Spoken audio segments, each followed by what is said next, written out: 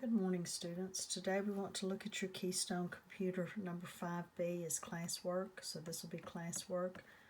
Let's pull up Blackboard and take a look at it.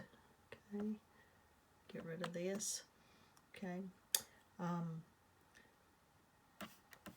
we want to go to your audit plan. Okay, pull up your audit plan, and it's going to be 5B. Pull it up down here. We're looking at identifying the dollar amounts from the financial statements that I gave you. So what you also need is your current financial statements, and you'll need your previous year's financial statements. Okay, so you can pull those up, previous year,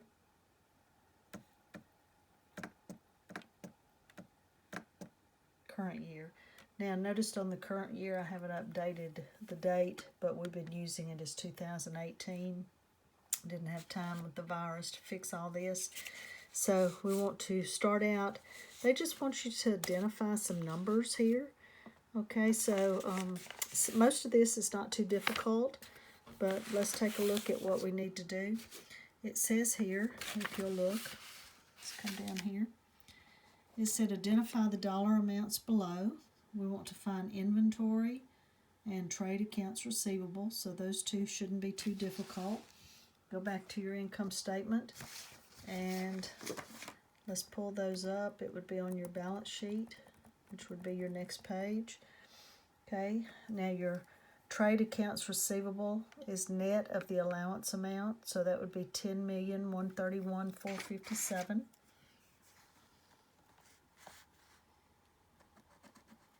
$10,131,457, and your inventory amount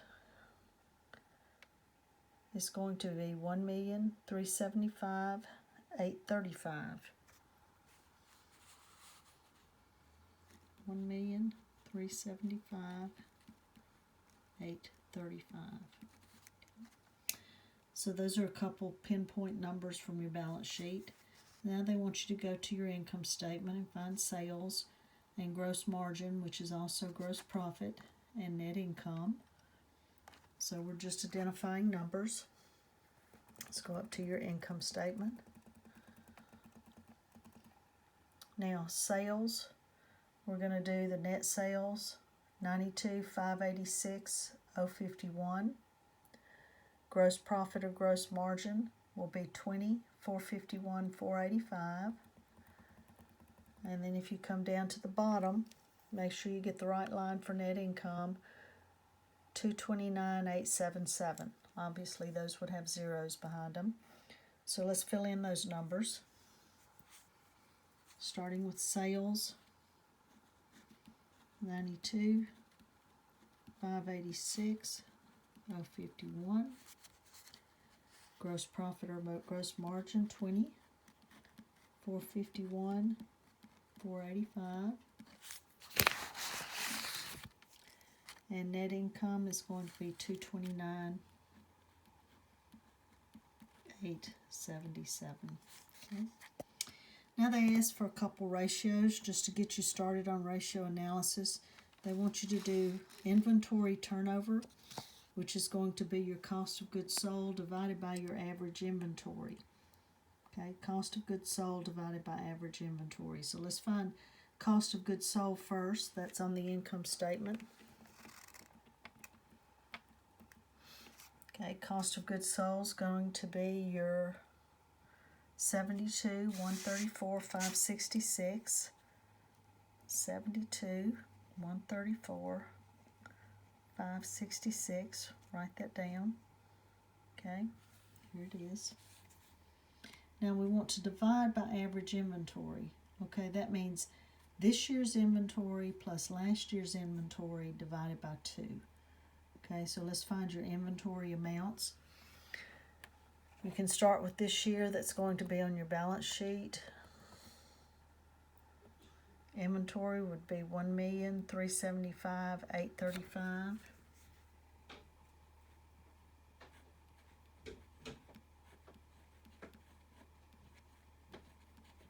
Okay. and you want to add to that last year's inventory. So that's where you need to go back to your previous year's financial. Pull that up.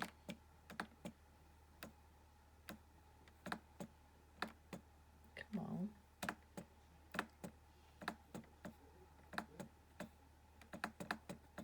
Well, let's go back and pull it up again since I'm having a hard time. Okay, previous year's financial statement. Let's find inventory here. That's going to be $1,234,859.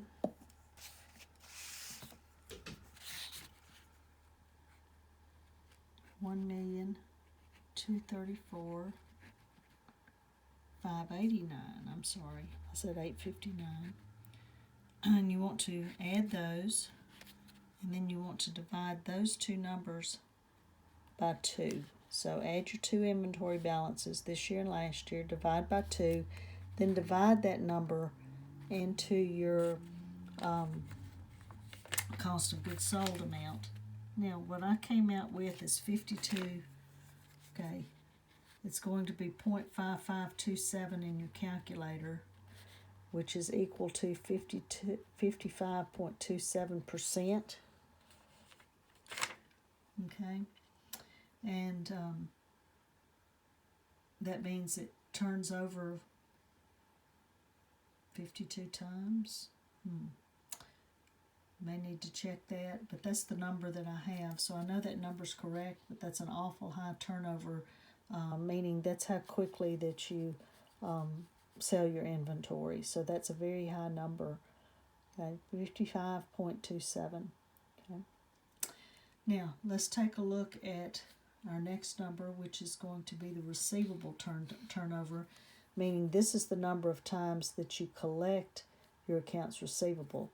Now they want net credit sales. That's going to be the same number that you had up here. So your net credit sales will be, in this case, 92. It's hard to write and hold this phone. 92,586,051. And then they want your average accounts receivable. Now, students have done this different ways. The true answers don't involve the allowance account. Okay, if you did involve the allowance account, it would be slightly off. So what I have had to do is to go back, and you want your trade receivables without the allowance. And I kind of told you that. So I go all the way back to, where is it? Yeah, my trial balance here. Let me see if I can flip this around, holding this phone. Rotate, print. Okay. So I go all the way back here and I find my trade receivables on my trial balance, and here are the two numbers I'm looking at. Okay, and this is what the answer manual uses. If you use the ones on the income statements, they've subtracted out your allowance account, so you end up like with a tenth of a difference here. So let's use these two numbers, trade receivable 8534524 and 10235,457. And again, what you want to do here is to add them. You're going to end up dividing into this net number, but you want to add them. And that's 8534524 plus 10235,457. And to get an average, you have to divide those two numbers by 2 once you add them. And then you divide the answer to this portion into the 92,586,051.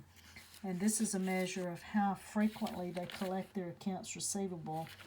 And you come up with 9.87 should be your answer. Where's my block here? It should be put right here, but it comes out to be 9.87 times. And I'm thinking this one comes out not as a decimal like that, but if you run it through, I think the answer comes out on the other one, 55.27. So on the accounts receivable, they collect their accounts receivable every 30-something days, so 9.87 times during the year. A little bit over 30 days, probably about every 45 days. They sell their inventory. Again, I guess the higher the better, but they're selling their inventory pretty quickly, okay, during the year, 55.27 times. And again, I think it comes out to be, check that, I didn't run it through my calculator, but I think it shows 55.27. You're not converting to a percentage here. Okay, get those answers down, and then I'll do a follow-up with some more information for homework. Okay, so this is your in-class work, and this will be due, I think I'm going to have it due Friday. Okay, all of it due Friday at midnight. Okay, take care.